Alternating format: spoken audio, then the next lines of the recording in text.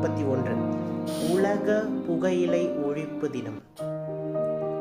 இந்த வருடத்திற்கான உலக சுகாதார அமைப்பால் அறிவிக்கப்பட்டுள்ள கருப்பொருள் protecting the children from tobacco industry interference என்று சொல்லக்கூடிய புகையிலை தொழில் ஈடுபாட்டிலிருந்து குழந்தைகளை பாதுகாப்போம் என்பதேயாகும்.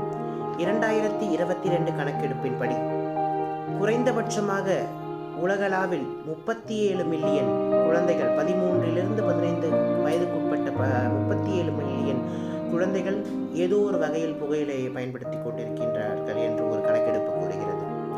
எதிர்கால சந்ததியினரை புகையிலையில் இருந்து காப்போம் என்ற உறுதிமொழியை இன்று ஏற்போம்.